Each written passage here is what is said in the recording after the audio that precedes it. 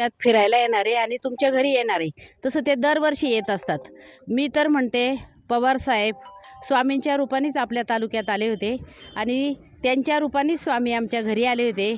याचा मला खूप आनंद झालेला आहे, कारण पवार साहेब आमचे आदरस्थानी आहे.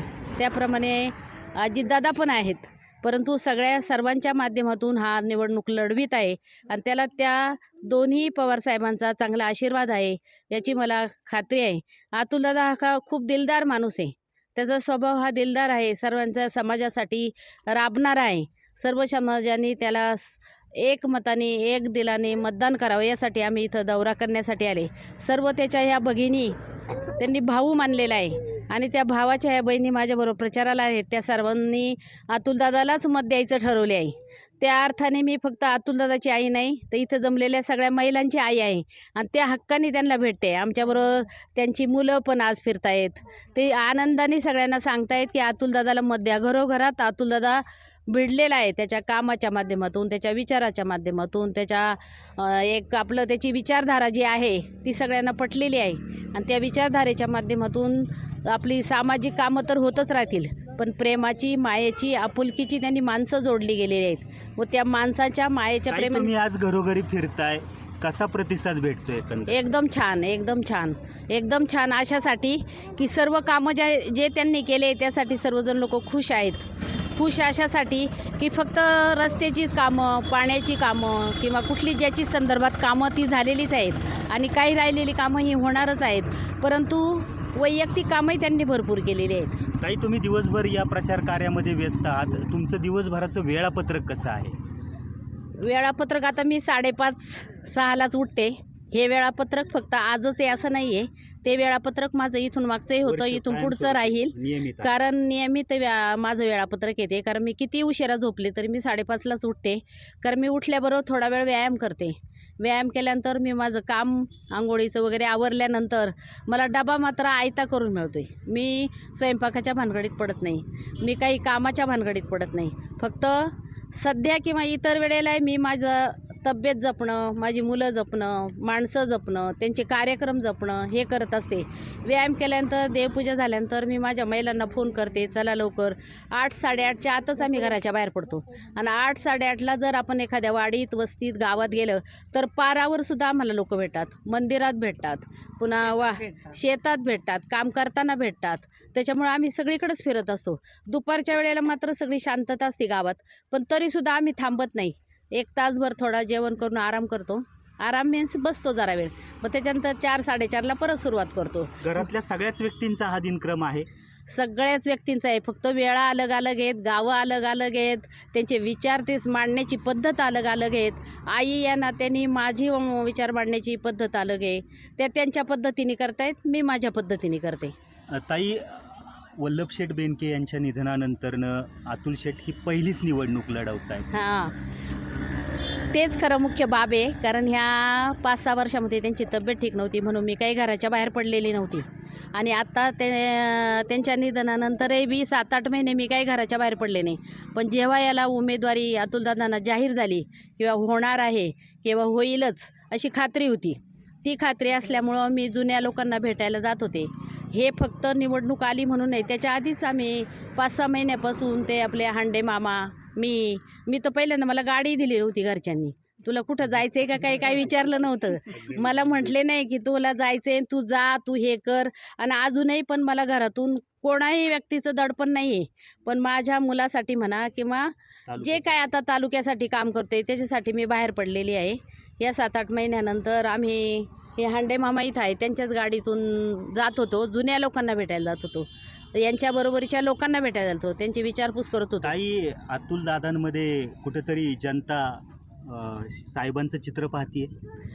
अवश्य पाहणारच, कारण जरी पाहिलं तरी याच्यामध्ये प्रत्येकाला वाटतं आपण निवडणूक लढवावी, आपल्याला पद मिळावं, आपण काहीतरी नेतृत्व करावं, परंतु त्याच्यासाठी जी धडपड असते ती अतुलदादांची जास्त आहे.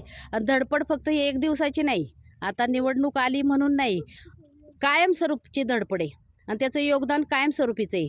जेव्हा त्यांचे पप्पा कार्यरत होते तेव्हापासूनच त्याला या गोष्टीची आवड होती आणि ती आवड जपण्याचं काम त्यांनी ज्याप्रमाणे केले तर त्याला पाठिंबा देण्यासाठी फक्त मी एकटी नाही तर आमचं संपूर्ण कुटुंब आहे. माझी मुलं, बाकीच्या सुना किंवा आमच्या मोठ्या दादांच्या सुना हे सर्वजण त्यांच्या पाठीशी आहेत आणि ते सगळेजण त्याप्रमाणे कार्यरत आहे. तू पुढे जा, आम्ही तुला पाठीशी तुझ्या राहणार आहे. महिलांसाठी अतुल शेठ नेहमीच वेगवेगळे कार्यक्रम घेत आले, जसं की रक्षाबंधनाचा कार्यक्रम असेल किंवा सरकारने खास महिलांसाठी आणलेली लाडकी बहीण योजना असेल. कसा या सगळ्या महिला भगिनींचा कसा प्रतिसाद आहे? लाडका भाऊ आहे त्यांचा, या सगळ्या बहिणींचा लाडका भाऊ आहे आणि त्या लाडक्या भावाच्या माध्यमातून मी त्यांच्यापर्यंत आले म्हणून त्या मला मतदान किंवा अतुलदादाला मतदान करणार नाही. त्यांचा लाडका भाऊ आहे, त्यांची कामं करतोय. फक्त पैशाच्या माध्यमातून असं पण नाही आहे, कारण प्रत्येकाचं काही वैयक्तिक काम असेल, काही दुखणी बाणे असतील. कारण त्यांनी मध्यंतरी आपला कॅम्प घेतला होता फिटनेससाठी, काहींना अंधत्व म्हणा किंवा काय, त्याच्यासाठी स्वखर्चाने त्यांनी मुंबईला नेलं होतं आणि त्यासाठी सर्व डॉक्टरांची सोयी उपलब्ध केली होती. आमचे मोठा मुलगा अमोलदादा त्यांनी सहकार्य केलं होतं. तुमच्यासारख्यांनी, यांच्यासारख्यांनी मदत केली होती. हे काम फक्त एकट्या दुकट्याचं नसतं, हे काम सगळ्या समाजाला धरून, समाजाची मदत घेऊन, समाजाला या ठिकाणी तुम्ही या प्रचार फेरीमध्ये फिरताय. अतुल बेनकेच का? हा, अतुल बेनकेच आमदार का हवाय? लागतंय ना आम्हाला, काम करतात तेव्हा लागतात. काम करतात. काय कामं केली आहेत अतुल दादांनी? रस्त्याची न्यायची कामं केली आहेत.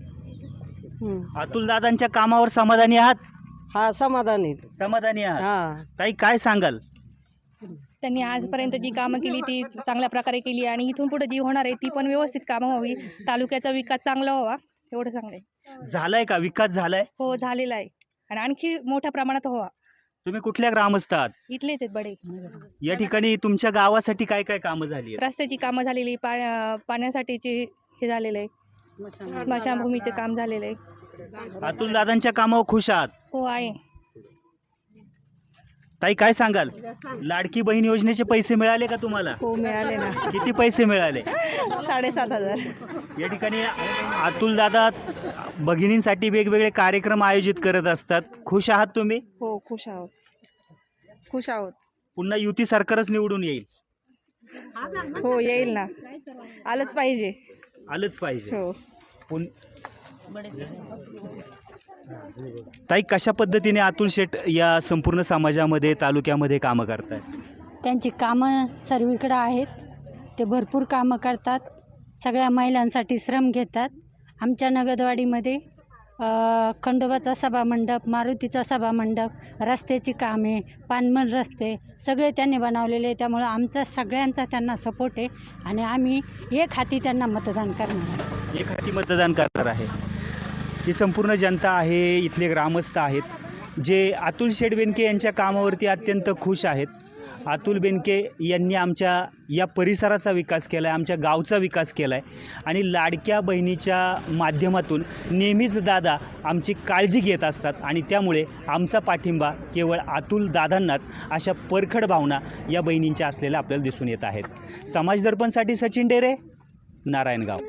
येत्या 20 तारखेला मतदान आहे, तर अतुल बेनके दादा यांना प्रचंड बहुमताने विजयी करा. 1 नंबरचं बटन दाबून. यांचं चिन्ह आहे घड्याळ आणि आमच्या गावास भेट देण्यासाठी अतुल दादा यांची आई आलेले आहे. तर प्रचंड बहुमताने अतुल दादा यांना विजयी करा. येऊन येणार कोण? एकच वादा. अतुल शेठ तुम आगे बढ़ो, हम तुम्हारे साथ हैं। अतुल शेठ तुम आगे बढ़ो, हम तुम्हारे साथ हैं। एकच वादा.